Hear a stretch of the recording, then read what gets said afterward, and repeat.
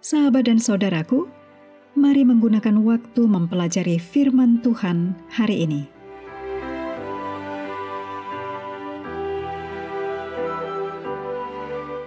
Hari Jumat tanggal 10 Oktober ini merupakan bagian pendalaman dari judul Anugerah yang Mengejutkan.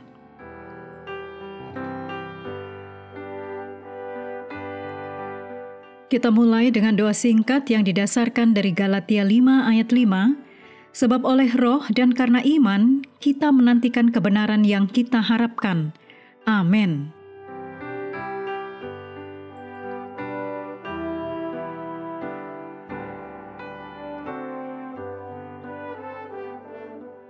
Bacalah tulisan Ellen G. White dalam judul Menyeberangi Sungai Yordan dalam buku Alfa dan Omega, jilid 2, halaman 83-89.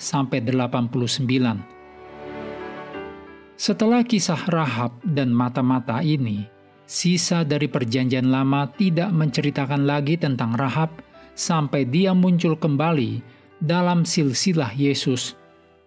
Disebutkan bahwa Rahab menjadi istri Salmon dari suku Yehuda, nenek moyang Boas, dan ibu mertua dari seorang wanita luar biasa yang disebutkan dalam silsilah yang sama, yaitu Rut. Ditulis dalam Matius 1 ayat 5, juga Rut 4 ayat 13 dan 21. Melalui imannya kepada Tuhan, Rahab, pelacur Yeriko, yang seharusnya dihukum mati, menjadi mata rantai penting dalam garis keturunan Daud dan nenek moyang Mesias. Inilah yang dapat Allah lakukan melalui iman, meskipun hanya sebesar biji sesawi. Ditulis dalam Matius 17 ayat 20, juga Lukas 17 ayat 16.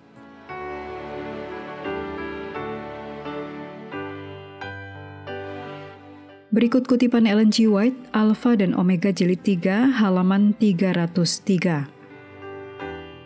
Pertobatan Rahab bukan hanya satu kasus tentang kemurahan Allah terhadap para penyembah berhala yang mengetahui kuasa ilahi Allah. Di tengah-tengah negeri itu, sejumlah besar orang-orang, yaitu orang-orang Gibeon, meninggalkan kekafiran mereka, lalu bersatu dengan orang Israel, bersama-sama menikmati berkat-berkat perjanjian itu. Tidak ada perbedaan dalam hal kebangsaan, kesukuan, atau kasta yang dikenal Allah. Allah adalah pencipta segala manusia. Segenap manusia adalah satu keluarga oleh penciptaan, dan semuanya adalah satu melalui penebusan. Kristus datang untuk merobohkan setiap tembok pemisah, untuk membuka lebar-lebar setiap bagian ruangan dalam halaman Bait Kudus, supaya setiap jiwa dapat masuk dengan bebas kepada Allah. Kasih-Nya itu begitu luas, begitu dalam, begitu sempurna, sehingga itu tembus kemana-mana. Kasih Allah mengeluarkan orang-orang dari pengaruh setan. Mereka yang telah disesatkan oleh penipuan setan dan menempatkan jarak bagi mereka untuk jangkauan tahta Allah, tahta yang dikelilingi pelangi perjanjian. Di dalam Kristus tidak ada lagi orang Yahudi atau Yunani, merdeka atau hamba.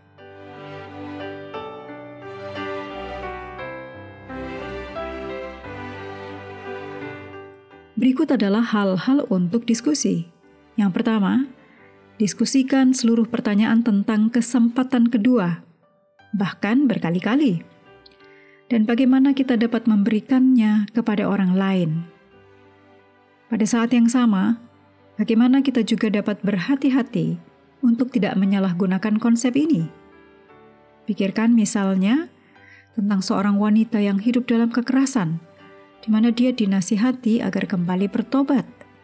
Ini adalah kasih karunia. Namun keadaannya masih terus berlanjut. Diskusikan bagaimana kita menemukan keseimbangan yang tepat di sini.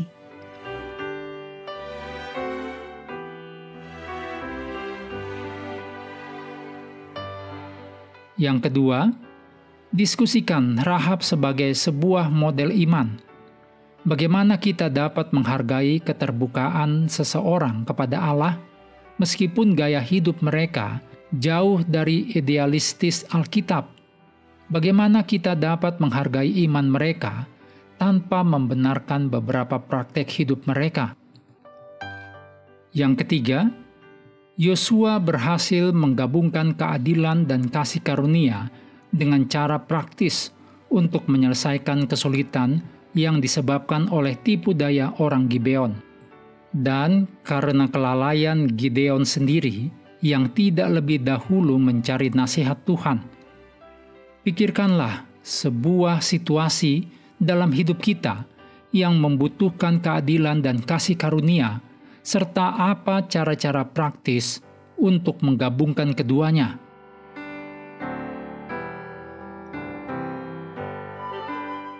Mengakhiri pelajaran hari ini, mari kembali ke ayat inti, Ibrani 11 ayat 31.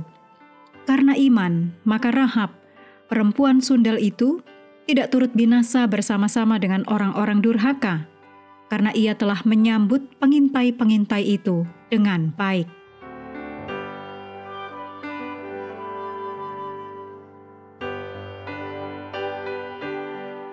Sahabat juga perlu melengkapi waktu untuk bersekutu dengan Tuhan setiap hari dengan bacaan Alkitab sedunia. Percayalah kepada nabi-nabinya yang melanjutkan dari Ulangan pasal 24.